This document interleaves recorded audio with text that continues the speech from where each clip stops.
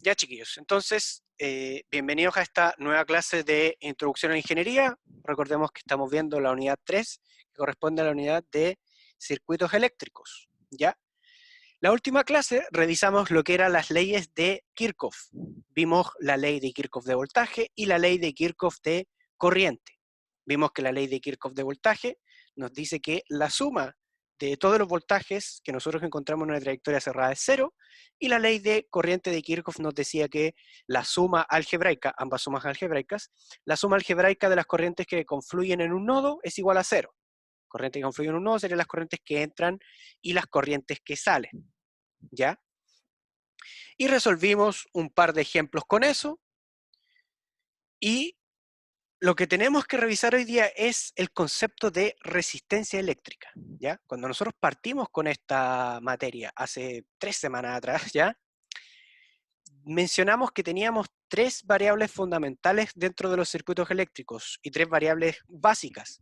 Teníamos el voltaje, que era el flujo de carga eléctrica, ¿ya? O un desplazamiento de carga eléctrica respecto al tiempo, y teníamos el voltaje, que era la diferencia de potencial entre dos puntos medido respecto a un punto común.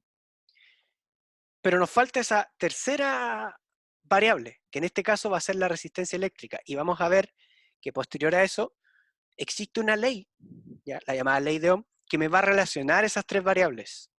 Y yo, usando la ley de Ohm, usando la ley de Kirchhoff, voy a ser capaz de resolver muchísimos problemas de circuitos eléctricos, ¿ya? Que sea más fácil o más difícil, ese es otro tema, pero va a ser la base que a ustedes después les va a permitir ir escalando y posteriormente aprender también métodos mucho más poderosos, ¿ya? Entonces, hoy día vamos a ver la resistencia eléctrica, vamos a ver los elementos que vamos a trabajar en los circuitos eléctricos y vamos a terminar con un ejemplo. Entonces, ¿qué es la resistencia eléctrica? La resistencia eléctrica es una característica de cada elemento. O sea, todos los elementos tienen resistencia eléctrica.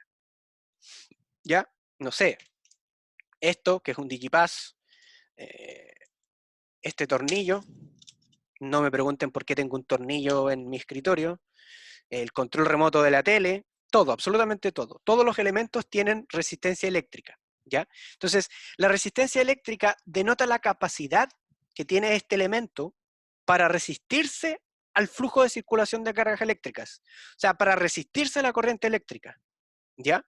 Cualquier dispositivo que nosotros conectemos a un circuito eléctrico va a poseer en sí una resistencia al flujo de corriente eléctrica, ¿ya? ¿Y cómo se van a relacionar entonces estas tres variables?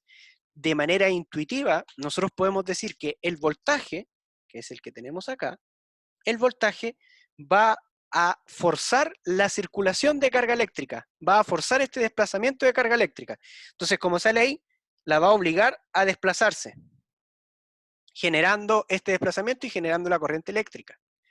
La corriente eléctrica se va a intentar desplazar, pero la resistencia, que está acá y que se mide en ohms, la resistencia se va a oponer a ese desplazamiento, evitando que la corriente eléctrica fluya libremente. Y obviamente, dependiendo del valor que tenga esa resistencia, vamos a tener mayor desplazamiento de cargas, menor desplazamiento de carga, o en casos extremos, desplazamiento prácticamente nulo. ¿Ok? Entonces, ¿de qué va a depender el valor de resistencia que tenga un elemento? Va a depender de tres elementos. Dos que tienen que ver con su dimensión y otro tiene que ver con una característica intrínseca de un elemento. Va a depender del largo del elemento, ¿ya? Según esta ecuación. Va a depender del área de la sección transversal, que sería esa área que está ahí, ¿ya? Que son variables que dependen básicamente de la construcción física del elemento, o sea, de las dimensiones que tenga. Y por lo tanto yo voy a poder ingerir directamente en que, mira, que si es más grande o es más chico, o mientras más ancho, más, o menos ancho, mayor resistencia o menor resistencia. ¿Ya? Va a influir directamente. Y yo voy a poder manipular esas variables de forma más sencilla. Pero una de las componentes que tiene esta fórmula es la resistividad, que se expresa con esa letra ρ, y que la resistividad es una característica intrínseca de cada elemento y va a depender del elemento con el que nosotros estemos trabajando. Y de eso se desprende que nosotros vamos a tener tres categorías de elementos, desde el punto de vista de su conductividad eléctrica. Vamos a tener lo que son los conductores, vamos a tener lo que son los semiconductores y vamos a tener los aislantes. ¿Ok? Cada uno con sus propiedades y cada uno que nos va a servir dependiendo de la aplicación que nosotros usemos. ¿Ok? Si yo voy a ir avanzando, la idea es que ustedes cualquier duda me pregunten, ya sea por el chat o por el micrófono, lo que sea más cómodo. Entonces, acá en la pantalla vemos algunos ejemplos de lo que es la resistencia. ¿Ya? Entonces, lo que ustedes ven en pantalla son las resistencias reales, que también yo les puedo mostrar una acá, porque además de un tornillo, por algún motivo tengo una resistencia acá en el... Sería esta, que si ustedes observan tiene una banda de colores. Entonces, esa banda de colores es un código con el cual nosotros podemos obtener el valor de la resistencia. ¿Ya? Nosotros no vamos a trabajar con eso en este curso, yo se los muestro para que ustedes la conozcan. Nuestro símbolo de resistencia va a ser el símbolo teórico, que va a ser ese que aparece ahí, que acabo de dibujar. ¿Ok? Ahora, si ustedes quieren saber cómo se lee ese código, me avisan, yo les puedo enviar material al respecto. ¿Ya? Pero nosotros vamos a trabajar con la resistencia de forma teórica. Entonces, como les comentaba, la resistencia depende del largo del elemento, depende del área de la sección transversal y depende del valor de la resistividad. Y dependiendo del valor de la resistividad, nosotros vamos a tener tres tipos de elementos. Por un lado, vamos a tener los conductores, que si ustedes observan en el caso de los conductores, su resistividad es muy baja. Muy baja, estamos hablando de 10 a la menos 8 de órdenes de magnitud. O sea, rápidamente sería, en el caso del cobre, sería algo así.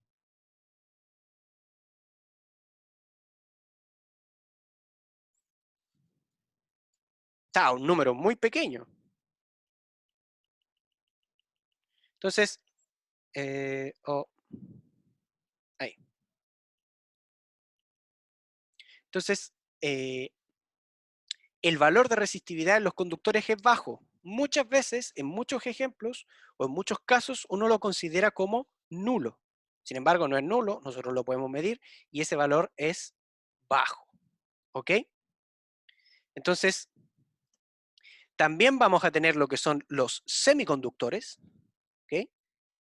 Que los semiconductores, los valores que tienen de resistividad no son ni muy altos, ni tampoco son muy bajos. Por eso se dice semiconductores, como que entre comillas, semiconducen. Ahora, uno podría decir, bueno, y en realidad, ¿cuál es la importancia de estas cosas si en realidad no me sirven ni como conductor ni como aislante?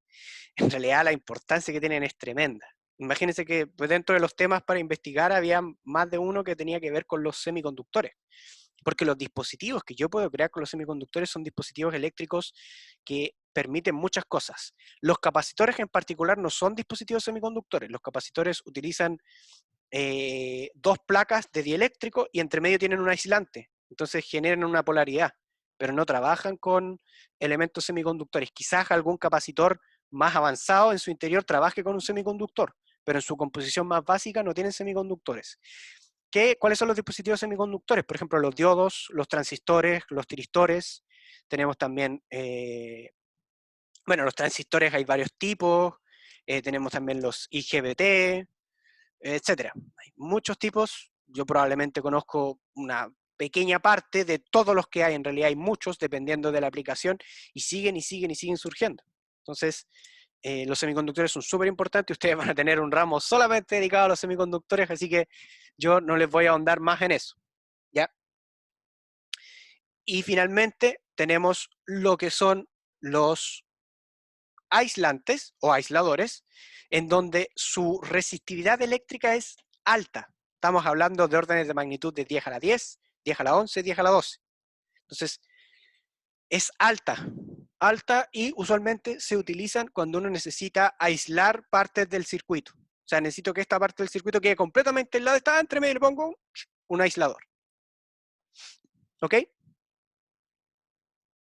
Chiquillos, ¿alguna duda con lo que es resistencia eléctrica?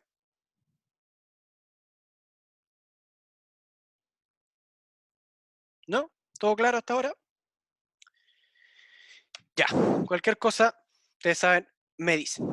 Entonces, una vez que ya definimos lo que es la resistencia eléctrica, vamos a definir qué es la ley de Ohm. Que la ley de Ohm, como les decía, me va a permitir hacer un nexo entre corriente, voltaje y resistencia. Entonces, haciendo un nexo entre esas tres variables, yo para un resistor, sabiendo su resistencia y su voltaje, por ejemplo, puedo saber su corriente, o sabiendo su resistencia y su corriente, voy a poder saber su voltaje, o sabiendo su corriente y su voltaje, voy a poder saber su resistencia, etc. ¿Ya? Y nos va a permitir servir de nexo entre la ley de voltaje de Kirchhoff y la ley de corriente de Kirchhoff. Vamos a entrar en detalle posteriormente en eso.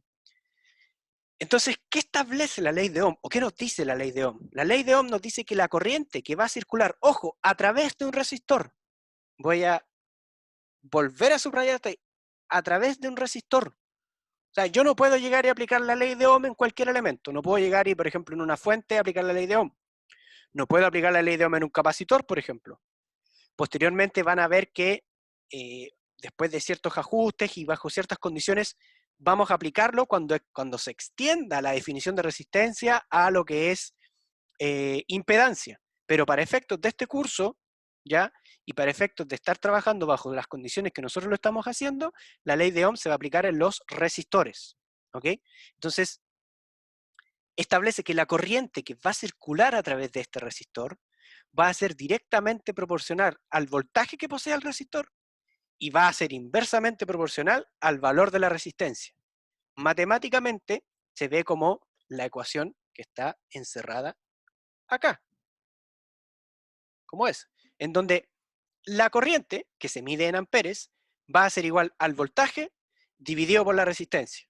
Ahí de esa forma se ve un poco más sencillo, ¿ya? Y nuevamente acá tenemos nuestro dibujo, en donde vemos que es el voltaje el que me genera mi desplazamiento de carga o genera que mis cargas se empiecen a desplazar, produciendo con eso una corriente eléctrica, pero la resistencia se va a oponer a ese cambio en el flujo de electrones. ¿Ok? Por eso ahí está Ohm apretando un poco a los amperes, pero el volt le está tratando de pegar una patada para que termine pasando. Entonces, obviamente, mientras más resistencia tenga, más le va a costar pasar a nuestro amigo Ampere y más le va a costar a nuestro amigo Volt que nuestro amigo Ampere, permitirle a nuestro amigo Ampere que pase. ¿Ya? Todo eso se ve reflejado a través de la ley de Ohm. Como les decía, la resistencia se mide en ohms, que es lo que aparece ahí, con ese símbolo omega, y denota la capacidad de un elemento para resistirse al flujo de la corriente. En el caso de la conductancia sería lo que se ve acá, lo que se ve acá. La conductancia sería el inverso multiplicativo de la resistencia y es el elemento contrario, o sea, es una medida de lo bien que pueda lo bien que puede conducir la corriente eléctrica a un elemento. ¿Ya? Bajo ciertas condiciones de análisis nos conviene trabajar con la conductancia. Sin embargo, para efectos de este curso, nosotros vamos a trabajar solamente con lo que es la resistencia. ¿Ok? Ahora, esta ley de Ohm nos presenta dos casos críticos. ¿A qué le llamamos con casos críticos? Casos extremos en donde la resistencia o es muy grande o es muy baja. Uno de los casos críticos es lo que nosotros llamamos el circuito abierto, que se denota de esta forma. Y en el circuito abierto, nosotros vamos a tener un voltaje, pero la corriente que circula por este circuito abierto es igual a cero. Y el circuito abierto denota cuando la resistencia es demasiado grande. Ese símbolo que está ahí, ese, hace referencia a cuando la resistencia tiende a infinito. Obviamente, en términos reales no hay nada, no hay una resistencia infinita, pero lo que se subentiende en la práctica es que es una resistencia demasiado grande. Por ejemplo, si yo tengo una fuente de 5 volt y tengo una resistencia, no sé, de 1.000.000 de ohm, a lo mejor esos 5 volt no van a alcanzar a generar una corriente significativa. Incluso algún sistema de medición podría medirme que la corriente es cero, porque la resistencia es demasiado grande. ¿Ok? Y análogamente, el otro caso claramente va a ser el del cortocircuito, que se escribe de esta forma, y en el cortocircuito nuestro voltaje va a ser igual a cero y nuestra corriente va a ser diferente de 0. Y lo que me denota el cortocircuito es cuando mi resistencia es muy pequeña. Idealmente 0. Ahora, en la realidad, fuera de tecnologías experimentales que han trabajado con resistencia 0, incluso resistencia negativa, en este caso no vamos hasta ahora el común de los mortales no trabajamos con resistencia 0, resistencia negativa, al menos en la práctica.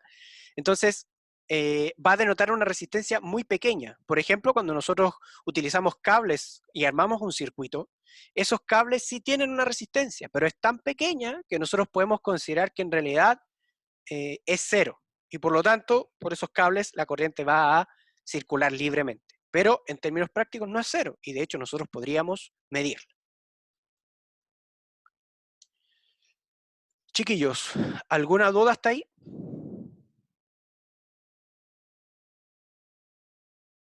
¿No? Perfecto. Entonces, seguimos. ¿Qué vamos a ver ahora? Lo último que vamos a ver hoy día, antes de hacer un pequeño ejercicio, es los elementos con los que nosotros vamos a trabajar en los circuitos eléctricos. Entonces, acabamos de ver la resistencia y acabamos de ver la ley de Ohm. Entonces, ya tenemos un elemento que, como yo les dije, es nuestra amiga la resistencia, ¿ya? Que se mide en ohms.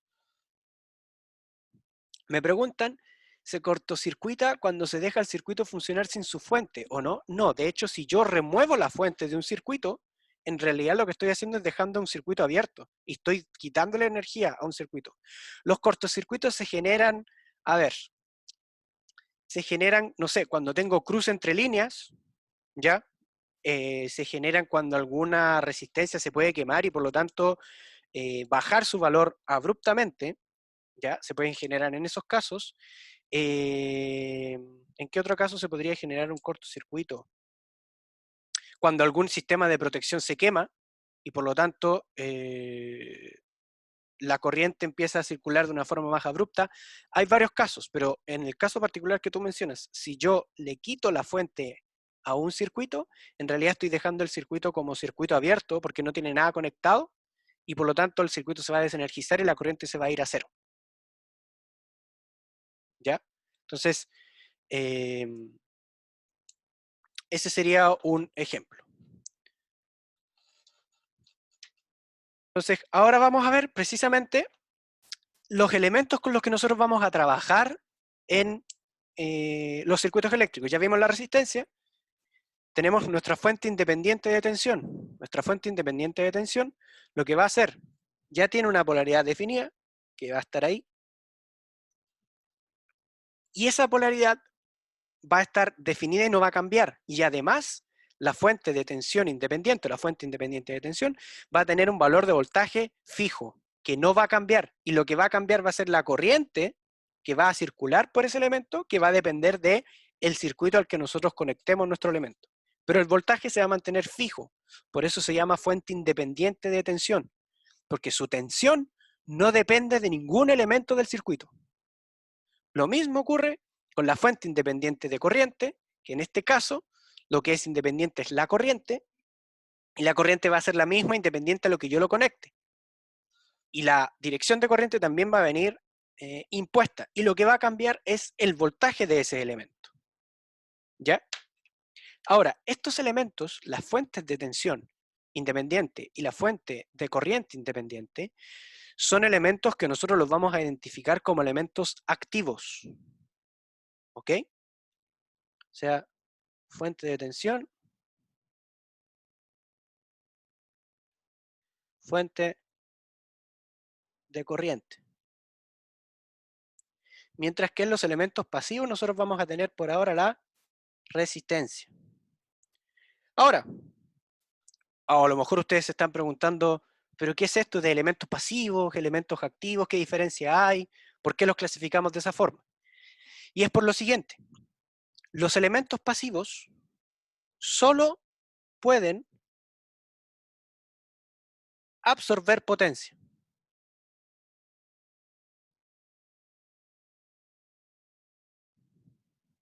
¿Ok?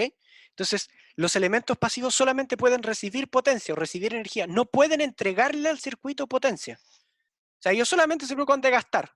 No, no generan nuevos ingresos, solamente gastan, por así decirlo. ¿Ya? Entonces, ellos solamente pueden absorber potencia, no pueden entregar potencia. ¿Y con cuáles elementos pasivos vamos a trabajar nosotros? En este caso, solamente con las resistencias. ¿Ya? Y por contrapartida, tenemos los elementos activos, que los elementos activos pueden entregar o absorber potencia. O sea, un elemento activo puede entregar potencia, claro que puede. ¿Puede absorber potencia? También podría bajo ciertas condiciones. Son casos más específicos, casos más rebuscados, pero también puede. Lo importante es que ustedes se queden con que el elemento pasivo absorbe potencia y el elemento activo entrega potencia. ¿Qué va a implicar eso? Va a implicar que en el caso de los elementos pasivos, la corriente de los elementos pasivos va a entrar por el terminal positivo y va a salir por el terminal negativo. O sea, en las resistencias siempre se va a cumplir esto. Pero en el caso de los elementos activos, vamos a cambiar eso. Ahora la corriente va a salir por el terminal positivo y va a entrar por el terminal negativo. Lo mismo en la fuente de corriente. ¿Ok? ¿Por qué es importante esto? Primero, porque nos va a permitir en un circuito saber las direcciones de corriente y por lo tanto asignarle la polaridad, y porque también nos va a permitir posteriormente poder calcular cuándo un elemento está entregando potencia y cuándo un elemento está absorbiendo potencia. Eso lo vamos a ver más adelante cuando hagamos ejercicios. Lo importante ahora es que en elementos pasivos la corriente entra por el positivo y sale por el negativo, y en elementos activos la corriente entra por el negativo y sale por el positivo. Y eso nos va a permitir, como en el ejercicio que vamos a ver a continuación, eso nos va a permitir a nosotros poder definir polaridad, corriente, direcciones de corriente y por consecuencia polaridad de los elementos de nuestro circuito. ¿Ok? Entonces, con eso, nosotros ya vamos cerrando un poco la materia. Ahora vamos a ver un ejercicio donde vamos a plantear las leyes de Kirchhoff de voltaje y de corriente, utilizando esto para ver las direcciones de corriente y las polaridades de los voltajes. Hasta acá, ¿hay alguna duda, chiquillos? ¿Todo claro?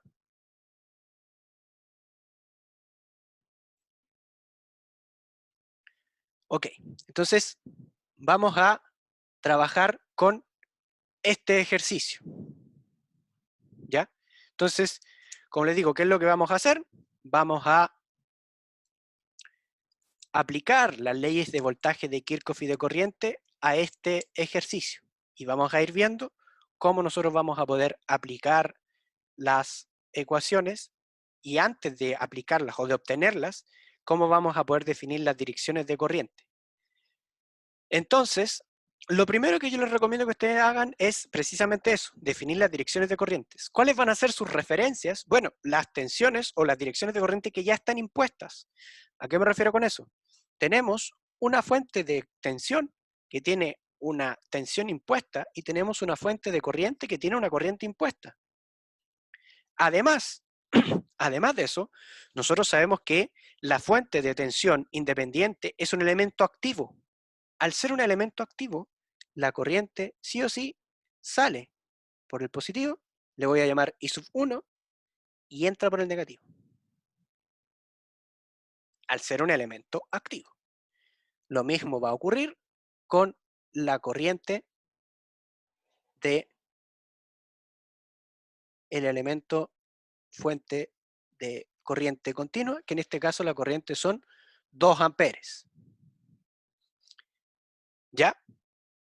En base a eso, nosotros vamos a poder definir todas las direcciones de corriente. Para definirlas necesitamos definir nodos, ¿ya? Entonces, yo voy a decir que ahí tengo un nodo, voy a decir que ahí tengo un nodo, voy a escribirlos acá para después poder plantear las ecuaciones sin problema, y voy a decir que ahí tengo un nodo. Pero a lo mejor alguien podría quedarse mirando lo que yo hice acá y decir, profe, pero esos no son todos los nodos del circuito. Faltan nodos ahí. ¿Qué nodos faltarían ahí? Alguien podría decir, falta un nodo acá, falta, voy a cambiar de color, falta un nodo aquí, faltaría un nodo aquí y faltaría un nodo aquí. ¿Ya? Y alguien podría decir, sí, ahí están todos los nodos. Vamos a ver que en realidad con los nodos de color verde, azul y rojo es más que suficiente y que en realidad el resto de los nodos o no son un nodo o no me van a entregar mayor información. Vamos a verlo. Veamos el caso del nodo de negro. En el caso del nodo de negro suena divertido. En el caso del nodo negro, la corriente que está entrando a ese nodo sería I sub 1, ¿cierto? Pero ¿qué corriente estaría saliendo de ese nodo? También estaría saliendo I sub 1, ¿cierto? Porque no ha habido nada que me cambie la corriente, o sea, la corriente es la misma. Entonces, si yo planteo la ley de corriente de Kirchhoff, va a ser, entra I sub 1, sale I sub 1, y eso es igual a 0. O sea, lo que me está diciendo esto es, I sub 1 es igual a I sub 1. Y yo creo que no necesitamos plantear una ecuación para darnos cuenta que I sub 1 es igual a I sub 1. Es como decir 8 es igual a 8, 10 es igual a 10. O sea, es una tautología, ¿ya? Entonces, ¿qué va a pasar con esos nodos en particular? Para estos casos en particular y para estas condiciones en particular, ese tipo de nodos no entrega mayor información. Porque lo único que nos dice es que esa corriente es igual a la corriente que sale, I sub 1 es igual a I sub 1, y como les digo, no necesitamos plantear una ecuación para poder saber que I sub 1 es igual a sí misma, ¿ya? Es una tautología inmediatamente, por definición de nuestra propia variable, ¿ya? ¿Y qué pasa con el caso de los nodos en naranjo? Tenemos el nodo rojo. ¿Y qué pasa entonces con los nodos en naranjo que están a su lado? ¿Qué pasa con esos nodos? Con esos nodos ocurre que uno podría pensar que cumplen la definición de nodo porque en realidad tenemos más de una rama o más de un terminal conectado a ese mismo punto. Pero observen, por ejemplo, que si yo me planto en este nodo, hacia allá tengo el terminal de ese elemento. Si el nodo mira hacia allá. Pero si el nodo mira hacia acá, se encuentra con otro nodo. Y no se encuentra con la terminal de un elemento, sino que está mirando otro nodo. Entonces, cuando eso ocurre, o sea, cuando entre un nodo y otro nodo no hay nada más que un cable, o sea, no hay ningún elemento entre esos dos nodos, nosotros vamos a poder asegurar que ese nodo en realidad es el mismo. O sea, el nodo rojo es el mismo nodo que todos los naranjas que están ahí, porque entre ellos, entre esos dos nodos, no hay ningún elemento conectado. Por lo tanto, son el mismo nodo. Sí, no, le vamos a poner, como no hay ningún elemento conectado entre ellos, como no hay elementos conectados entre ellos, son el mismo nodo. ¿Ok? Entonces, al final, el nodo de rojo es el mismo que los tres nodos naranjas que están ahí. Otro caso que podemos ver en el mismo circuito es el caso si es que yo hiciera un nodo, por ejemplo, lo voy a hacer con este verde, aquí. Ese nodo verde que yo acabo de dibujar ahí sería el mismo nodo que el nodo azul, porque fíjense que entre ellos no hay nada conectado. Cuando ocurre eso, son el mismo nodo, inmediatamente, sin, sin ninguna duda que son el mismo nodo, cuando no haya nada conectado entre ellos. Por eso es que para plantear la ley de corriente de Kirchhoff, solamente vamos a utilizar los tres nodos. Y para poder ver para dónde se ramifican las corrientes, vamos a utilizar esos tres nodos. Entonces, ramifiquemos ahora las corrientes. Vamos a ver que aquí está entrando I sub 1. Va a estar saliendo, entonces, acá la corriente de 2 amperes y va a estar saliendo una corriente que yo le voy a llamar I sub 2. En el nodo de azul va a ocurrir lo mismo porque vamos a tener una corriente que va a estar saliendo acá I sub 3 y vamos a tener otra corriente que va a circular por acá que va a ser I sub 4. ¿Ok? ¿Cómo llegamos a eso? Porque partimos viendo la dirección de cada una de las corrientes en base a nuestras fuentes independientes y de ahí fuimos viendo para dónde se van ramificando, recordando que la dirección de la corriente que tiene la fuente de corriente independiente está fija y por lo tanto esa viene impuesta. Lo mismo la tensión, la polaridad de tensión y la tensión que tiene la fuente de voltaje independiente. Ahora, ¿para qué hicimos esto? Porque ahora nosotros vamos a darle polaridad a cada uno de estos elementos. ¿Cómo le vamos a dar polaridad? Porque ya vimos las direcciones de corriente y nosotros sabemos que en el caso de los elementos pasivos, la corriente entra por el terminal positivo y en el caso de los elementos activos, la corriente entra por el terminal negativo. Por lo tanto, la fuente de tensión ya tiene su polaridad y tiene su dirección de corriente. En el caso de la resistencia de 3 ohm, debe entrar por el positivo y salir por el negativo. Y le vamos a llamar B sub 1. Yo le doy valor a las variables, o sea, les doy un nombre para poder seguir un orden. El nombre que ustedes le den es decisión de ustedes. Solamente para poder seguir un nombre y después poder plantear las ecuaciones de manera más sencilla. Entonces va a ocurrir lo mismo con acá, porque la corriente debiese entrar por el positivo, B sub 2. En el caso de la fuente de corriente, la corriente debe entrar por el negativo. A este le vamos a llamar B sub X. En el caso de esta corriente también entra por el positivo, B sub 3. Y en el caso de la última corriente también entraría por el positivo, B sub 4. ¿Ok?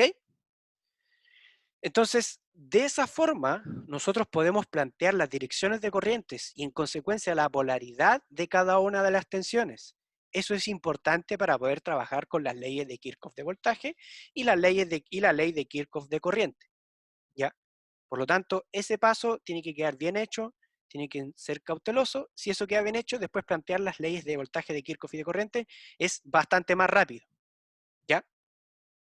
Vamos a partir con la ley de Kirchhoff de voltaje.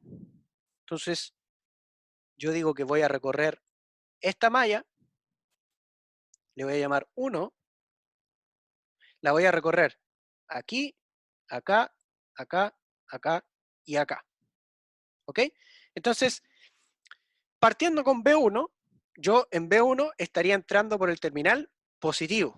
Como estoy entrando por el positivo, sería más, lo voy a poner en el color que le corresponde, más B1. En el caso de B2, también estaría entrando por el terminal positivo, más B2.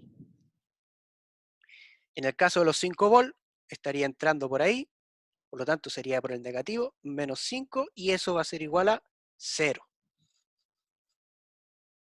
¿Ok? Siguiente malla. En la misma dirección, recuerden que si eligen una dirección para recorrer una de las mallas, tiene que ser siempre la misma dirección. Número 2. Y vemos ahora, estaríamos entrando por el negativo de la fuente de corriente, menos B sub X, estaríamos entrando por el positivo de B sub 3 y estaríamos entrando por el negativo de B sub 2. Y eso sería igual a 0. Y el último lo vamos a recorrer también en el sentido horario, y nos va a quedar que en el caso de la resistencia de 5 ohm B sub 4 estaríamos entrando por el positivo, y en el caso de la resistencia de 2 ohm, que sería B sub 3, estaríamos entrando por el negativo. Y solamente vamos a plantear esas tres ecuaciones para la ley de Kirchhoff de voltaje. ¿Por qué? Porque si bien es cierto, la ley de Kirchhoff de voltaje, el concepto es general a cualquier trayectoria cerrada, lo que nosotros queremos hacer planteando todas estas ecuaciones es poder resolver el sistema y por ende el circuito, o sea, encontrar cuáles son los valores de voltaje y de corriente que tiene el circuito y cada uno de sus elementos en particular. Para hacer eso, yo necesito tener la misma, y para resolver cualquier sistema de ecuaciones, necesito tener la misma cantidad de incógnitas que de ecuaciones. ¿Ok? Pero estas ecuaciones tienen que cumplir con algo que deben ser linealmente independientes. Ustedes el próximo semestre van a ver qué es eso. Por ahora tienen que saber de que las ecuaciones que yo obtengo de un lazo no son necesariamente linealmente independientes.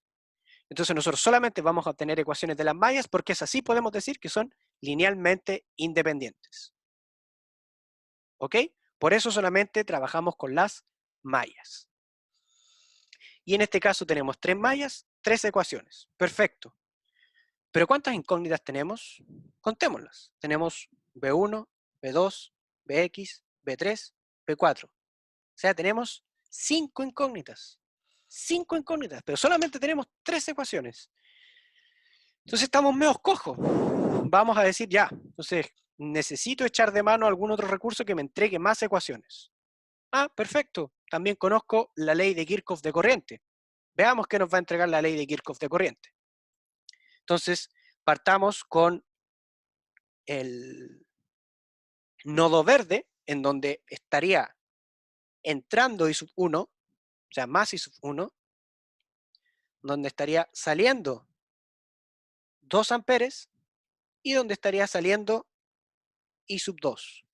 No hay más corrientes, igual a 0. En el caso del nodo azul, ahora estaría entrando los 2 amperes, estaría saliendo I sub 3 y estaría saliendo I sub 4. ¿Ok? Y en el caso del nodo rojo, fíjense que estaría entrando I sub 2, estaría entrando I sub 3, porque al nodo al que está llegando sería el mismo que el rojo, estaría entrando I sub 4 y estaría saliendo I sub 1, que sería la corriente que estaría ahí. Por lo tanto, vamos a tener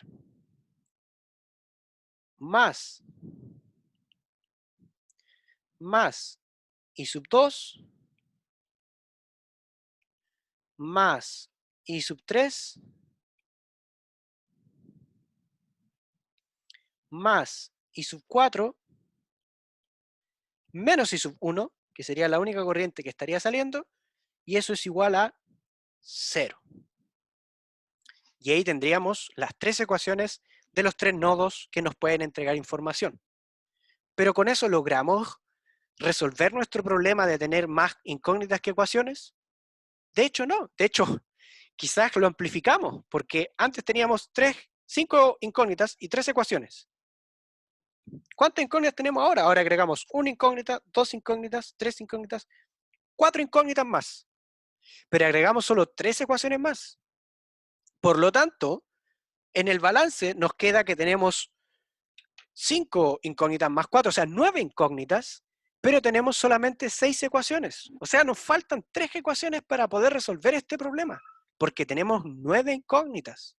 Entonces, alguien podría decir, pero entonces, ¿realmente la ley de Kirchhoff de voltaje y la ley de Kirchhoff de corriente me permiten resolver circuitos eléctricos?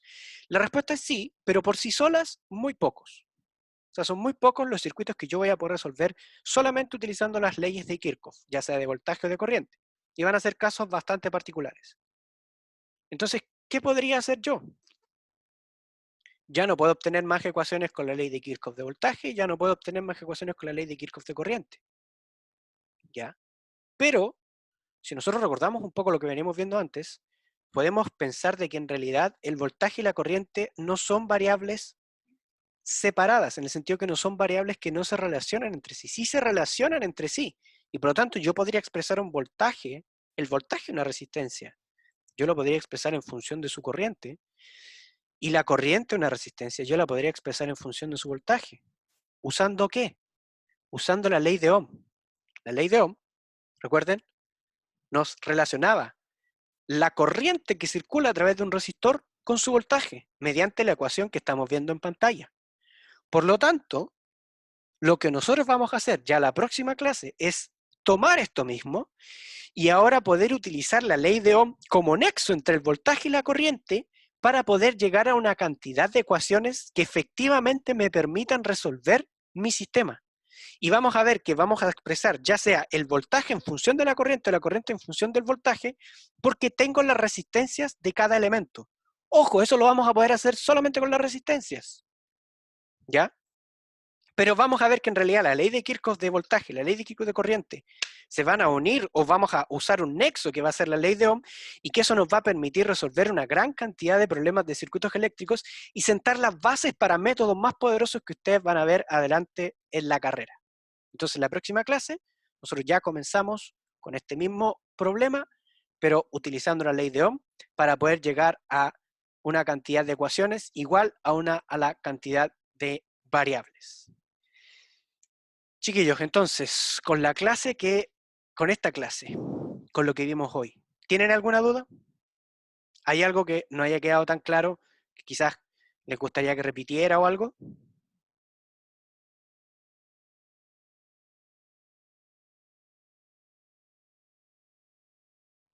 ¿No? Perfecto. Entonces, si no hay más, quedamos hasta acá, chiquillos. El próximo viernes es feriado, así que no tendríamos clases. Nos estaríamos viendo entonces en 2 semanas más. ¿Ok? Entonces, chao, chao, que estén muy bien. Cuídense.